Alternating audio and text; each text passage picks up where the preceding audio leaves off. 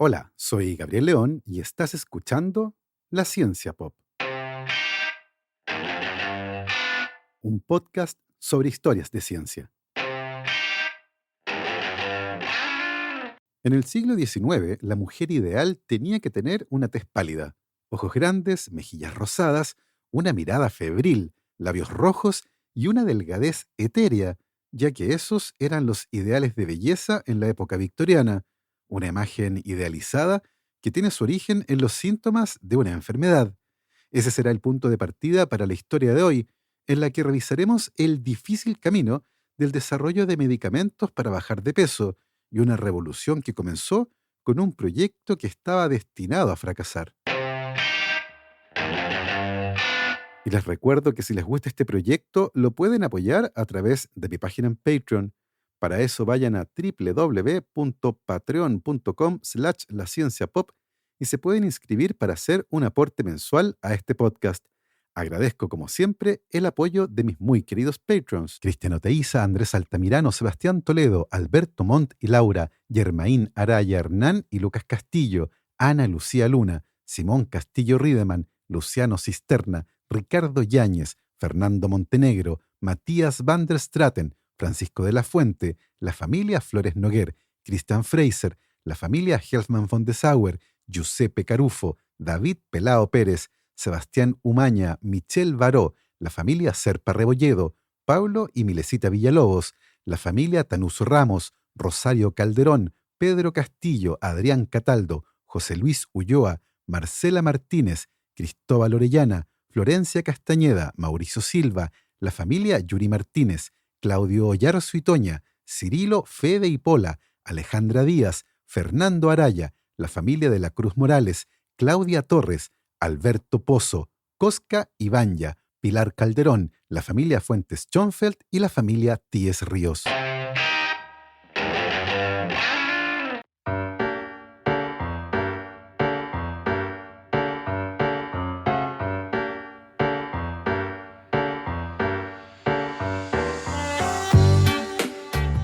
Rosa Alfonsina Plessis nació el 15 de enero de 1824 en el norte de Francia y tuvo una infancia terrible, marcada por el abuso y el maltrato. Nunca aprendió a leer o a escribir y a corta edad decidió que escapar hacia París era lo mejor que podía hacer en un intento por encontrar una mejor vida. En esa ciudad trabajó como costurera, pero muy pronto su belleza capturó la atención de un hombre que la convirtió en su amante cuando tenía 15 años.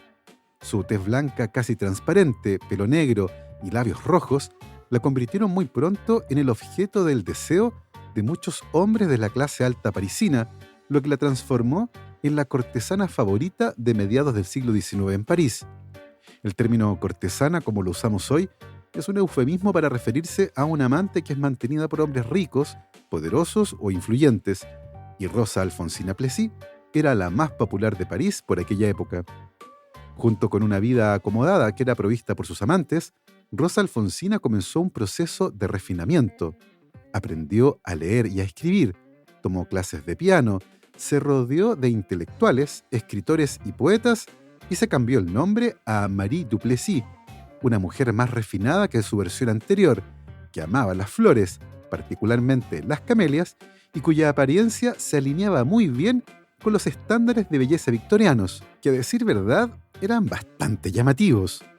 Piel pálida, ojos grandes, mejillas rosadas, labios rojos y una figura delgada y frágil. Curiosamente, esta imagen de la mujer ideal estaba en gran medida moldeada por una enfermedad, la tuberculosis. Aunque la evidencia más temprana de tuberculosis se puede encontrar en restos humanos de más de 9.000 años de antigüedad, no fue hasta los siglos XIX y XX que la enfermedad alcanzó su punto máximo. El hacinamiento y la falta de higiene en los países industrializados significaron que la enfermedad prosperó y la tuberculosis se convirtió en la principal causa de muerte entre las clases trabajadoras urbanas.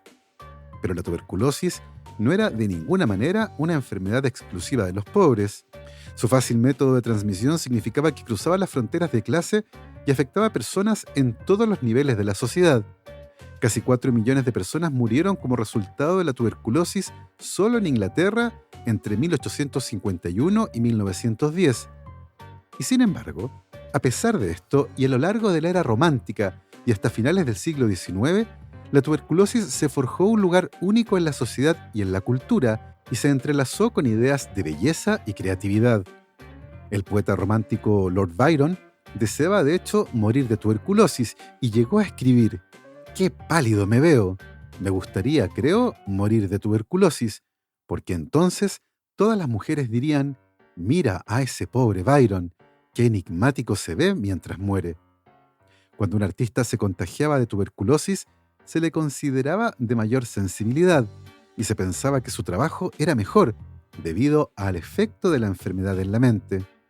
Cuando la tuberculosis atacaba a mujeres jóvenes de las clases altas, era vista de una manera muy particular y, a diferencia de otras enfermedades graves de la época, la tuberculosis fue asociada con la fragilidad y el atractivo físico. La piel dramáticamente pálida, la delgadez etérea, las mejillas rojas, la mirada febril, de alguna forma se convirtieron en la estética de moda que definió una época para las mujeres, que empolvaban sus caras, algunas incluso usando productos químicos como el arsénico, para lograr una tez más pálida. Esta obsesión con la estética tuberculosa alcanzó su punto máximo a mediados de 1800, cuando los corsés y las faldas voluminosas enfatizaron aún más las figuras esbeltas de las mujeres, con graves consecuencias para su salud física y además con una herencia cultural pesada en cuanto a los roles sociales de las mujeres. Porque claro, la naturaleza restrictiva del corsé hacía que cualquier esfuerzo físico fuera agobiante e incluso respirar era una odisea. Así, las mujeres solían sencillamente estar presentes como parte del paisaje, blancas, frágiles e inmóviles.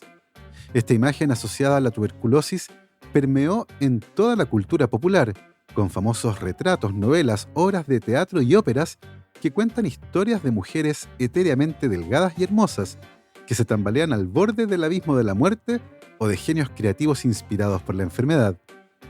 No había cosa que las mujeres no hicieran para calzar con ese estándar de belleza, y Marie Duplessis parecía cumplir con todos los requisitos de la época.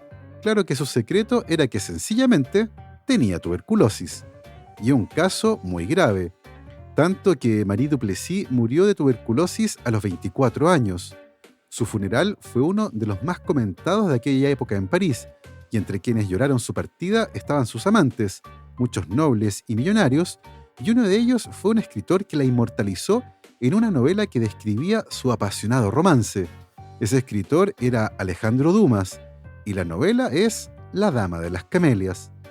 El libro fue un enorme éxito, en parte debido al morbo y la curiosidad del público, que sabía que los protagonistas de la historia, Margarita Gautier y Armand Duval, eran Marie Duplessis y Alejandro Dumas, y todos querían conocer los detalles y la historia de esta cortesana que moría de tuberculosis, una historia que más tarde fue adaptada por Francesco Maria Pave como una ópera de 3 actos, que fue musicalizada por Giuseppe Verdi y que fue titulada como La Traviata. Libiamo nei lieti calici che la bellezza infiora, e là fuggevo là. Así, la imagen de esta mujer frágil, pálida y sobre todo delgada se convirtió en un ícono cultural e hizo que por esa época aparecieran todo tipo de estrategias para verse así, desde empolvarse la cara con arsénico hasta dietas extravagantes y peligrosas. La mayoría de estas prácticas, afortunadamente, han pasado de moda. Sin embargo, hay una dieta espantosa que ha logrado sobrevivir hasta nuestros días: la dieta de la tenia. La idea es simple y asquerosa. Si una persona quiere bajar de peso, toma una píldora que contiene un huevo de tenia, un parásito intestinal que cuando madura puede llegar a medir varios metros de largo y que se alimenta en el intestino de parte de lo que el huésped come. En teoría, esto permite que una persona pueda perder peso sin dejar de comer y sin preocuparse por la ingesta de calorías. Está literalmente comiendo para dos. Esta dieta encaja muy bien en los ideales victorianos. como lo ilustra el libro The Ugly Girl Papers de Susan Dunning Power, una de las guías de belleza más populares de la época y que originalmente fue publicada como una serie de artículos en una revista para mujeres. En primer lugar, la guía afirma que la belleza es un asunto femenino que requiere tiempo y esfuerzo y ninguna mujer puede renunciar a lo tedioso de los regímenes de belleza si quiere encontrar un marido. Había que hacer sacrificios. Pero la guía también recomienda que las mujeres encuentren un equilibrio saludable en la búsqueda de la belleza. Cuando se trata de mantener la figura o perder peso, la autora afirma que una mujer robusta debe comer lo justo como para satisfacer su apetito, pero nunca debería levantarse de la mesa con hambre. Una línea muy delgada. Teniendo esto en cuenta, es fácil entender cómo a alguien se le ocurrió que la mejor manera de bajar de peso era tragarse un parásito intestinal. Así, supuestamente, una mujer nunca se levantaría hambrienta de la mesa, pero seguiría perdiendo peso. El problema es que en algún momento se llegaría al peso ideal, el parásito ya no sería útil y había que hacer algo al respecto. Para deshacerse del parásito en aquella época, se usaban infusiones, extractos de semillas, aceite de ricino, purgantes y claro, también fue tierra fértil para la innovación. Un médico estadounidense inventó y patentó una trampa para tenias, que consistía en un tubo de oro hueco muy pequeño que tenía dentro un trozo de queso que se usaba como carnada. El paciente, después de un ayuno de 4 o 5 días, debía tragar este dispositivo previamente amarrado en el extremo con una cuerda delgada que quedaba fuera del cuerpo para poder recuperarlo más tarde. El creador de este aparato afirmaba que luego del ayuno, el parásito subiría al estómago atraído por el queso y quedaría atrapado dentro del artilugio, para luego removerlo fácilmente tirando de la cuerda. Esto suena muy poco probable, sobre todo porque las tenias viven en el intestino y no se van a aventurar al estómago por mucha hambre que tengan, donde las condiciones fuertemente ácidas resultarían rápidamente fatales para estos parásitos.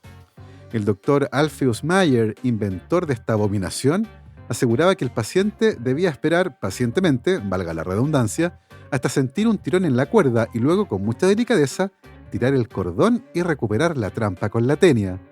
Pescar parásitos intestinales en el propio cuerpo no parece un panorama muy agradable y, de hecho, no hay registros de que alguien alguna vez lo haya intentado. Lo más aterrador de esta dieta no es que pueda haber sido utilizada en el pasado, sino que su idea sigue existiendo y se niega a morir. El año 2013, una mujer en Iowa fue al médico buscando ayuda porque había tragado huevos de tenia para bajar de peso, e incluso un personaje de la televisión de Estados Unidos aseguró que le encantaría tragarse una tenia para bajar de peso, lo que motivó varios artículos en la prensa y una advertencia por parte de la FDA. Bueno, por algo las botellas de cloro todavía vienen con una advertencia de que no hay que tomárselo. La pérdida de peso ha sido una preocupación durante parte importante de la historia moderna, y si bien la falta de comida fue la principal amenaza en los albores de nuestra existencia, ya desde la época de los griegos se desarrollaron tratamientos para perder peso. Un resumen de la historia de estos tratamientos es que ha sido un pozo sin fondo de tiempo y dinero, con tratamientos que no funcionan o que si lo hacen son extremadamente peligrosos.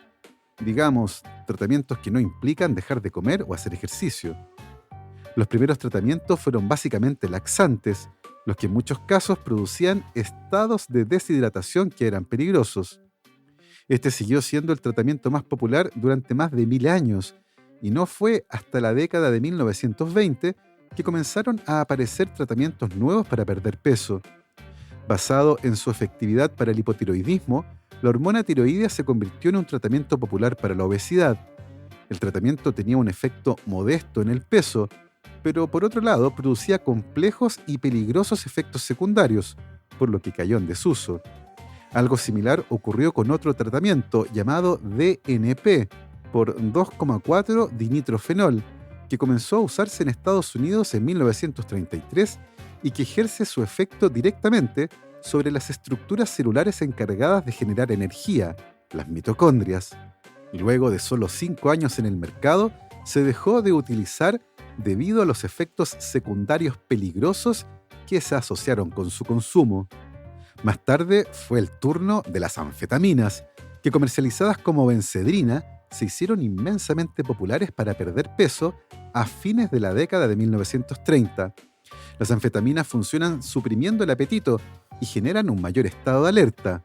El uso de anfetaminas aumentó en las décadas siguientes, incluyendo al Ovetrol y culminando con lo que se conoció como tratamiento arcoíris, una combinación de múltiples píldoras de colores, todas pensadas para ayudar a la pérdida de peso y que se tomaban a lo largo del día. Este tratamiento incluía estimulantes como anfetaminas, así como hormona tiroidea, diuréticos, laxantes y a menudo un barbitúrico para suprimir los efectos estimulantes de las anfetaminas.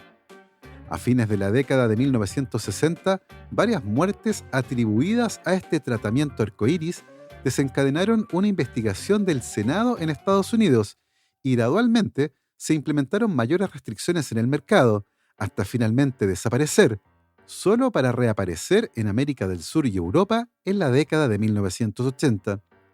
La historia de los tratamientos para bajar de peso es compleja. La mayoría de ellos reducen el peso corporal en pequeñas cantidades y varios de ellos ya no se comercializan debido a sus efectos secundarios. De los 25 medicamentos contra la obesidad retirados del mercado entre 1964 y 2009, 23 funcionaban alterando la química del cerebro. Los efectos secundarios más comunes de estos medicamentos eran los trastornos mentales, eventos cardiovasculares letales y adicción. Si bien no es un secreto que para bajar de peso hay que comer menos y hacer deporte, esto es algo que suena muy bien en el papel, pero que para muchas personas es difícil de conseguir, y no se trata de sencillamente voluntad. El estilo de vida moderno, la falta de tiempo, el estrés, el exceso de trabajo, la falta de espacios adecuados y el acceso casi sin restricciones a comida muy densa en calorías hace que en la práctica sea muy difícil en algunos casos conservar un peso adecuado. Y sabemos que el sobrepeso se puede asociar con enfermedades cardiovasculares, diabetes de tipo 2, problemas articulares y otras. Fue hace algunos años que una investigación que buscaba mejorar el tratamiento para personas con diabetes de tipo 2 encontró algo inesperado en el camino, lo que ha derivado en una de las modas farmacológicas más relevantes del último tiempo, una que ha causado polémica, pero al mismo tiempo que ha permitido que muchas personas accedan por fin a un tratamiento que parece funcionar de manera segura. La historia comienza a inicios del siglo XX, cuando varias investigaciones vinculadas con la fisiología digestiva y la diabetes permitieron identificar a las dos hormonas más importantes de esta área, la insulina y el glucagón. Durante la digestión, los azúcares de distinto tipo presentes en la dieta se convierten en glucosa. La mayor parte de esta glucosa entra al torrente sanguíneo, causando un aumento en los niveles de glucosa en la sangre, lo que actúa como una señal para que el páncreas produzca insulina. La insulina le dice a las células de todo el cuerpo que hay glucosa disponible y que la tomen desde la sangre.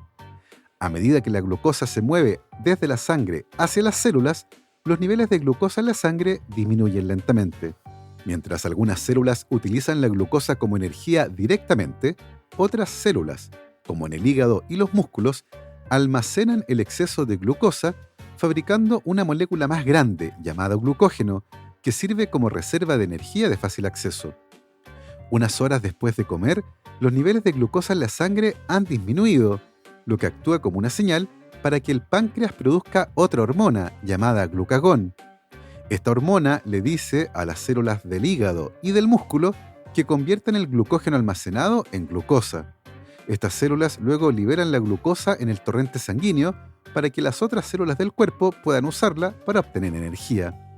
Todo este ciclo de retroalimentación entre la insulina y el glucagón está constantemente en movimiento y evita que los niveles de azúcar en la sangre suban o bajen demasiado, asegurando que el cuerpo tenga un suministro constante de energía y permite controlar la cantidad de glucosa que circula en la sangre. Las personas con diabetes de tipo 1 no producen insulina o producen muy poca insulina. Sin insulina suficiente, la glucosa se acumula en el torrente sanguíneo en lugar de entrar en las células. Esta acumulación de glucosa en la sangre se llama hiperglicemia y el cuerpo es incapaz de utilizar la glucosa para obtener energía, ya que ésta está atrapada en la sangre. Esto conduce a los síntomas típicos de la diabetes de tipo 1. Con la diabetes de tipo 2, el cuerpo sí produce insulina, pero son las células las que no pueden responder a ella como deberían y no toman el azúcar de la sangre. Esto se conoce como resistencia a la insulina. Como las células no son capaces de absorber la glucosa del torrente sanguíneo tan bien como lo hacían antes, esto conduce a niveles más altos de azúcar en la sangre. Con el tiempo, la diabetes de tipo 2 puede hacer que el cuerpo produzca menos insulina, lo que puede aumentar más los niveles de azúcar en la sangre.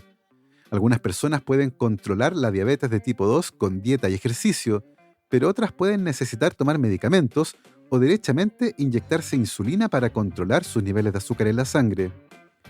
A mediados de la década de 1960, se había establecido con claridad que un extracto producido por las células de la parte alta del intestino delgado era capaz de inducir la liberación de insulina por parte del páncreas. Estas sustancias de naturaleza proteica fueron bautizadas como incretinas, y a mediados de la década de 1980 se identificó una incretina en particular que era producida por las células del intestino delgado en respuesta a la glucosa y que fue bautizada como péptido similar al glucagón, o GLP-1 por sus siglas en inglés. A pesar de que esta molécula era parecida al glucagón, su rol biológico era muy diferente y actuaba induciendo la liberación de insulina por parte del páncreas. De hecho, a inicios de la década de 1990, se demostró que GLP-1 era responsable de hasta el 70% de la secreción de insulina por parte del páncreas. Así, en ausencia de GLP-1, el páncreas liberaba solo una fracción de la insulina que tenía, lo que hizo que inmediatamente se pensara que GLP-1 podía ser un blanco farmacológico interesante. ¿Qué pasaría, por ejemplo, si a alguien se le inyectaba GLP-1? El experimento se hizo con voluntarios humanos sanos y se descubrió que esta molécula era muy relevante para balancear los niveles de azúcar en la sangre. El efecto era muy interesante pensando en pacientes con diabetes de tipo 2, que son resistentes a la insulina, y esta podría ser una alternativa terapéutica extremadamente práctica, por lo que se intentó usar GLP-1 con ellos. Sin embargo, se descubrió que esta molécula es extremadamente frágil y su vida media en la sangre era de apenas un par de minutos. Al ser inyectada, rápidamente era degradada, y la única forma de ver un efecto fisiológico era tener una infusión venosa permanente, algo nada práctico, pero la verdad, a pesar de que se veía interesante, había poco interés por estudiar esta molécula. La falta de interés no solo se explicaba por su inestabilidad, sino que también por el hecho de que ratones que no producían GLP-1 parecían no tener ningún problema, por lo que, basado en ese dato, parecía que esta molécula era poco relevante. Así las cosas, invertir tiempo y dinero en estabilizar una molécula que parecía no ser importante, pero que tal vez podría tener un efecto terapéutico, era un proyecto incierto y difícil de justificar. Lotte Biere Knudsen estudió biotecnología en Dinamarca y muy joven entró a trabajar en una de las empresas danesas más reconocidas del área, la farmacéutica Novo Nordisk. Fue ahí que se involucró en un proyecto para convertir a GLP-1 en una droga útil para la diabetes de tipo 2, pero en 1992 dejó su carrera en pausa mientras estaba con licencia postnatal. Al volver en 1994, el panorama del proyecto GLP-1 era desolador y estaba a punto de ser abandonado. No solo eso, el equipo se había reducido y esta joven biotecnóloga que todavía no había hecho el doctorado quedó a cargo de todo el proyecto. El desafío: hacer que GLP-1 fuera estable en el cuerpo. Para Lotte Biere Knudsen había tres opciones: proteger de alguna forma a GLP-1, hacerla más resistente a la degradación o eliminar a lo que fuera que la estaba degradando. Su equipo exploró las tres opciones durante años sin resultados muy satisfactorios y el proyecto tambaleaba. Para muchos de los científicos en Novo Nordisk, se trataba de un proyecto muy incierto y no querían seguir gastando dinero en lo que parecía un callejón sin salida. En la cabeza de Lotte Biere Knudsen, la idea de proteger a GLP-1 era la que más sonaba. Fue pensando en eso que su mente giró hacia la albúmina. La albúmina es la proteína más abundante de la sangre y por su estructura actúa transportando a moléculas como grasas y también interactúa con algunos fármacos moviéndolos por el cuerpo. GLP-1 no se une a albúmina de manera natural, pero Lotte Bjerre-Knudsen pensó que tal vez se podría modificar la estructura de GLP-1 para que se uniera a la albúmina y de esa forma moverla protegida dentro del cuerpo. Lo primero que hicieron fue agregarle una molécula de grasa y determinaron cuál era la mejor forma de hacerlo. Para ella era como hacer un bistec, una proteína con un poquito de grasa. Luego de probar varias estructuras diferentes, llegaron a una que llamaron liraglútido y cuya estabilidad hacía que funcionara usando inyecciones subcutáneas diarias. Era suficientemente estable como para convertirla en un fármaco. No era ideal, pero al menos sí se podía justificar su uso, siempre y cuando, claro, los ensayos clínicos mostraran que era eficaz. Y así fue. Entre los años 2008 y 2009 fueron publicados los ensayos de efectividad que mostraban que la inyección diaria de liraglútido durante varias semanas funcionaba mejor que el tratamiento convencional de la época para la diabetes de tipo 2. El liraglútido promovía la liberación de insulina y lograba la regulación del eje insulina-glucagón, estabilizando los niveles de azúcar en la sangre. La estrategia había funcionado y finalmente el año 2014 el medicamento fue aprobado por la FDA de Estados Unidos y el año siguiente por la EMA, la Agencia Europea de Medicamentos. Pero había algo más. En la década de 1990 se había descubierto que ratones que tenían un tumor en las células que producían GLP-1 y que debido a esto generaban una gran cantidad de esta molécula, perdían completamente el apetito, al punto que literalmente morían de hambre. De la mano con esa información, se descubrió que la molécula GLP-1 no solo tenía efectos en el sistema digestivo, sino que también a nivel del cerebro.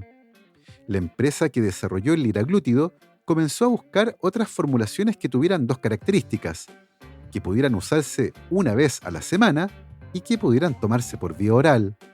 El desarrollo de esta línea de trabajo llevó al nacimiento de una molécula similar al liraglútido y que fue bautizada como semaglútido. Si bien son muy parecidas, ambas tienen distintos comportamientos en el cuerpo. El semaglútido es mucho más estable y eso hace que pueda tomarse por vía oral y solo se administra una vez por semana en su formato inyectable, lo que la convierte en un tratamiento mucho más amigable. Los ensayos clínicos en pacientes con diabetes de tipo 2 fueron exitosos y se logró demostrar un mejor control de los niveles de azúcar en la sangre, además de beneficios para la salud cardiovascular. La droga fue aprobada en octubre de 2017 en Estados Unidos y en diciembre de ese año fue lanzada la versión inyectable con el nombre comercial de Ozempic. En 2018 el fármaco fue aprobado por la Agencia Europea de Medicamentos y la campaña de marketing incluyó un pegajoso jingle inspirado en la canción It's Magic, es mágico, de la banda Pilot.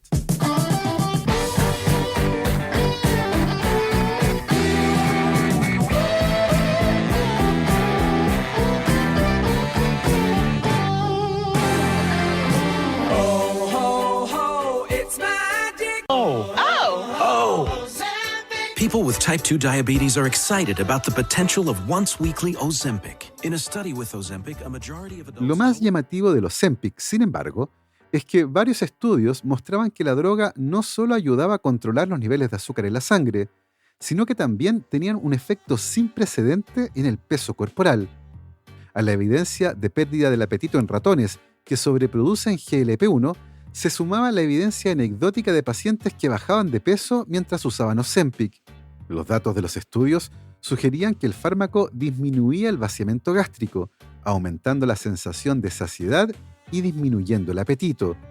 Con esos antecedentes en la mano, se diseñó un ensayo clínico para evaluar específicamente el efecto sobre el peso corporal en adultos obesos o con sobrepeso.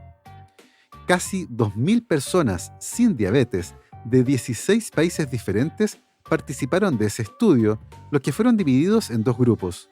Ambos hicieron los mismos cambios en su estilo de vida, pero un grupo se autoadministró una inyección semanal de Ozempic, mientras que el otro se autoadministró un placebo con el mismo tipo de jeringa que usó el grupo que recibió Ozempic. Luego de 68 semanas, el resultado fue impresionante. Mientras que el grupo que tomó el placebo había perdido en promedio un 2,4% del peso corporal inicial, un efecto atribuible a los cambios en el estilo de vida, el grupo que recibió Ozempic perdió en promedio casi un 15% del peso.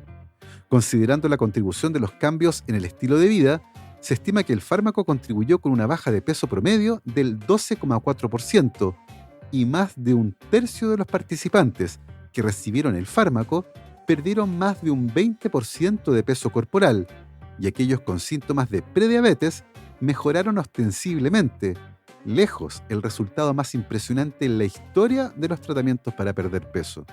El estudio fue publicado en el New England Journal of Medicine en marzo de 2021 y generó una ola de comentarios por parte de expertos de todo el mundo que calificaron a Ozempic como un game changer, un fármaco disruptivo que cambiará para siempre el panorama de los fármacos para bajar de peso. Pero hay que considerar varias cosas.